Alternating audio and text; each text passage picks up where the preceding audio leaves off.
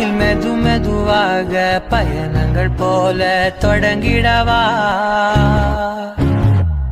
மனம் ஒரு கணம் கொதிகலனாக தவறுகளின் சரியன மாற தொலைவுகளை தொலைப்போம் ஒன்றாய்